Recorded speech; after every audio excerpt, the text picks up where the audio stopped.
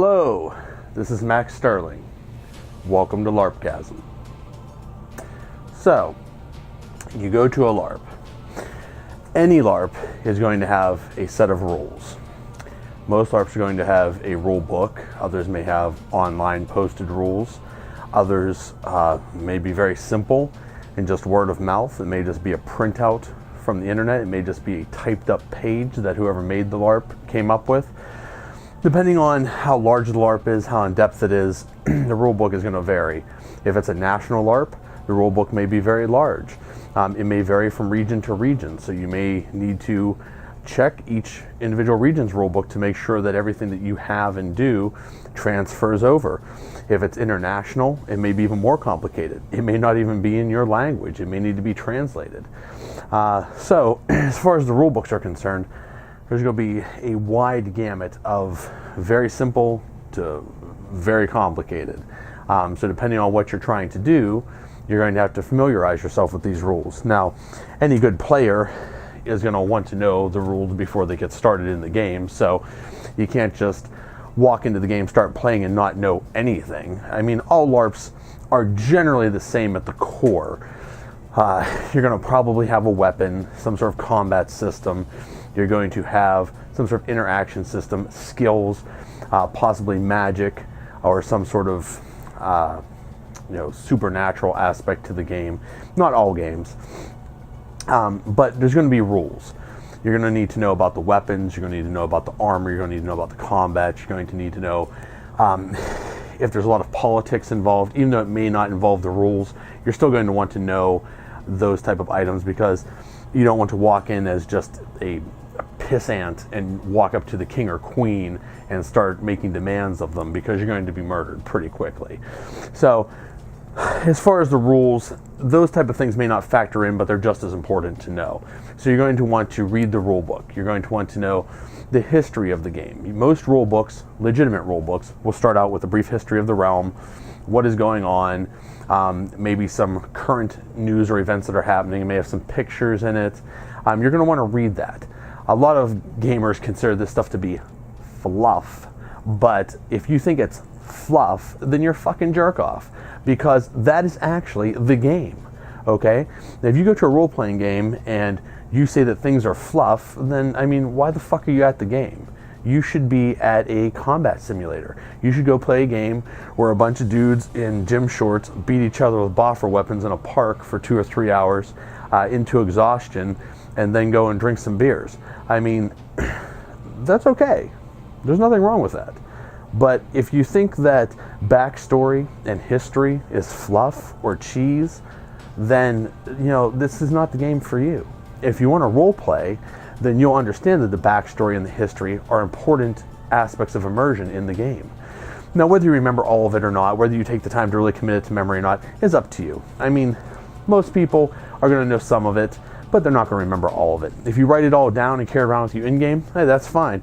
You're very clearly really into it, and that's great. But not everyone is going to be that way. And it is what it is. But if you're one of those people that just views all of these story elements as basically, just crap that's in your way before you get to combat, you're really going to want to sort of weigh the pros and cons of what you're doing here, because LARPing may not be for you. You may want something that's more historical, recreation.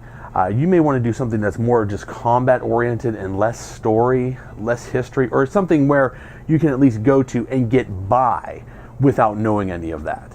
And those groups are out there, and they're perfectly fine. In fact, one of the groups I go to literally is a bunch of mostly like teenage and 20-somethings in a park, and literally just freaking the fuck out like they're all on fucking cocaine. It's probably just energy drinks, and just beating the shit out of each other, doing fucking flips and ninja rolls and all kinds of shit, and just hammering each other. And you know what? That's fine. There's no game involved. You can wear a costume if you want to. If you want to wear fucking blue jeans and a wife beater, that is a perfectly acceptable costume. I won't consider that a LARP, even though some people think that that's LARPing. They consider it a LARP, but really all it is a bunch of dudes beating the shit out of each other in a park, which is fine. It's excellent combat practice, even though a lot of the stuff you do there may not translate into your LARP system.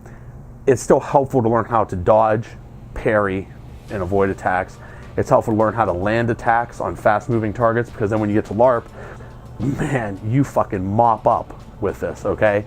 So it's all good practice, and there's a place for each of these LARPs. But if you're going to a real LARP that has a game system, that has a history and a story, a world that you are in, that you interact with others in, you're going to want to know the backstory. First part of the rule book. Boom. If you have a rule book and that's not the first part of the rule book, you should rearrange your rule book and make that the first part of the rule book, because that's probably the most important thing. People are going to need to know if this is a fantasy, post-apocalyptic, or some other genre.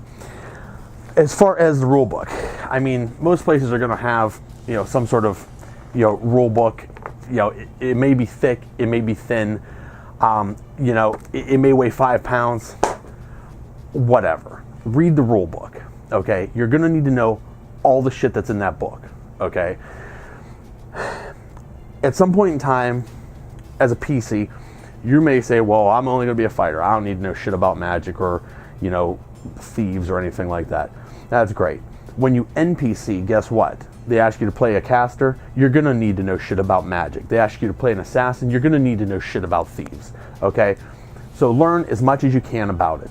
It will take time. If you're at a LARP, the chances are you're planning to invest years into this game anyhow. Take the time, learn all the basics you can, and then pick up all the rest as time progresses, okay? When you NPC, specifically ask to play outside of your comfort zone. Learn these other classes. Maybe you'll find out that you like playing a mage more. Maybe you find out that you like using a two-handed weapon more than Florentine. Maybe you like using a shield more than a longsword by itself. You never know these things though unless you try them. So give it a shot. As far as the rules, most games are going to have some sort of class. You're some sort of mage or some sort of fighter. You're some sort of rogue. Many of them will have races. You're an elf, a dwarf, an orc, human, gnome, whatever the hell they have. Okay, they're going to have possibly different rules. Rules that you can play within the system. Like maybe you can be a knight, or maybe you can be an archaeologist, or maybe you can be a pirate, or maybe you can be a bard or something along those lines. Also, some games have job systems where you can work jobs, where maybe you're a metalsmith, or maybe you're a computer repair person, or maybe you're a gunsmith, depending on the era that you're playing in. So there's lots of facets that go into these games. You want to understand all of those, and you want to draw your character out based upon what you envision your character to be. Now, things may change later on. You may change your character. You may change your character concept. Even if you continue to play the same character for many years, your idea of them may change over time. Now, that's a separate video, but basically, you want to know what all of your options are and really sort of take time and make, a 2, 3, 5 year plan for your character. If they live that long, you're going to want to know where you progress. Don't just every time you get experience points after each event or however you accumulate them, you're looking in the book, you're like, oh wow, this sounds really cool, and you buy it, and then a year later you realize, oh hell, this isn't going to put me where I needed to be to get this awesome thing. Now I have to backtrack and buy this thing and get the whole way over to here. When if you would have planned that shit out, you wouldn't have to fuck around buying a whole bunch of more shit that you don't need. So, plan that shit out. The easiest way to do that is by knowing the rules, knowing what is available. As far as the rules, you play by the rules, know the rules. LARPs are honor-based systems. You have marshals, you have referees, whatever you want to call them, but it's still honor-based. I have another video that covers cheating, so I'm not going to go too far into that, but know the rules. If you flub a roll, or there's an accident, or you legitimately forget something, or something is misinterpreted, in the heat of combat, or something along those lines, these things are acceptable. It happens. If you're completely ignorant, and you're just making shit up, or you specifically know the rule, and you just completely break it, that type of stuff is not acceptable. So know the rules, play by them, and also when you see others breaking them, you will know how to approach that, and you can say, well, you know, actually, this skill doesn't work in that manner. If you look at the rule book, it actually says this instead. I mean, people are probably going to hate you and they're going to think you're a fucking jerk off, but you're going to keep them straight.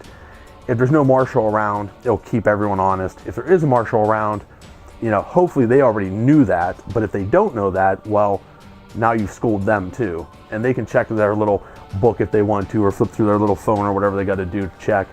But by knowing the rules, some people think you're a jerk, others will respect that. Either way, you'll be honest, and that's a big part of gaming, is honesty.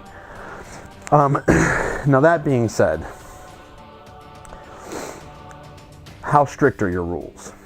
Now, there are some games where the rules are more like guidelines, and I hear a lot of tabletop people say this all the time. See, and this would be a separate sort of tangent, so I'm not going to get too deep here, but when I play tabletop games, you know, I go by the rules in the book. I don't make a lot of house rules, or any really, if I don't have to, and I don't just make shit up. There's rules, they're written down for a reason.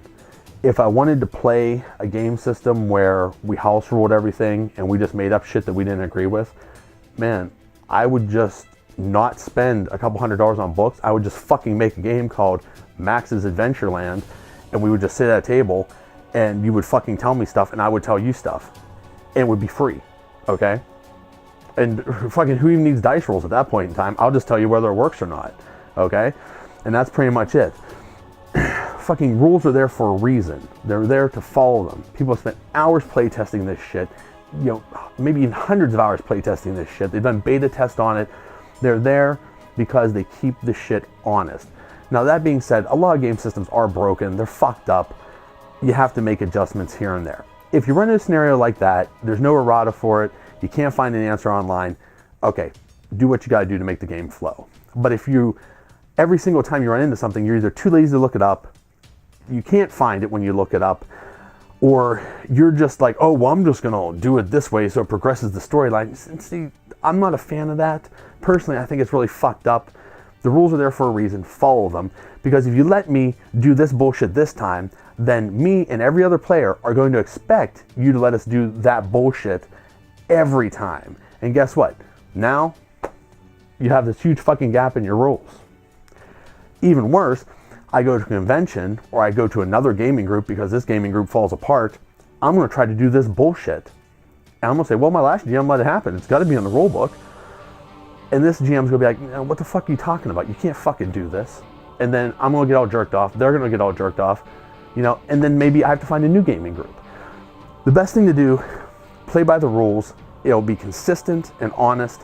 This way, especially in national games, if you move or relocate, you know, and you're used to this region lets you get away with murder on the rules, and you go to this place and they're strict as fuck on those rules, guess what? You're gonna be in for a fucking world of hurt when you can't do all this shiesty shit that you did over here, and these people are calling you on it, and you look like a fucking D-bag because you're a 10-year veteran and you appear to not know shit about the rules.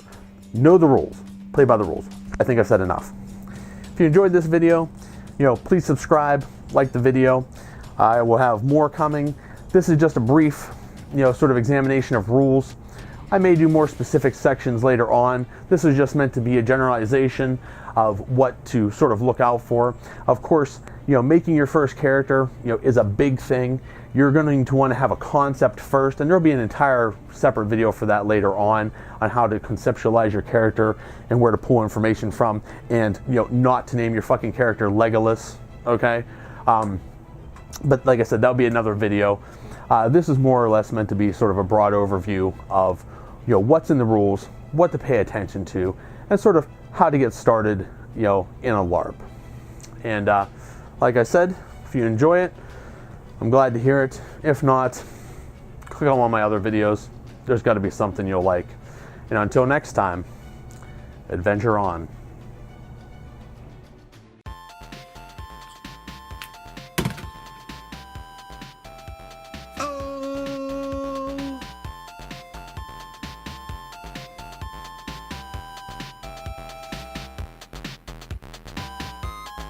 Next level.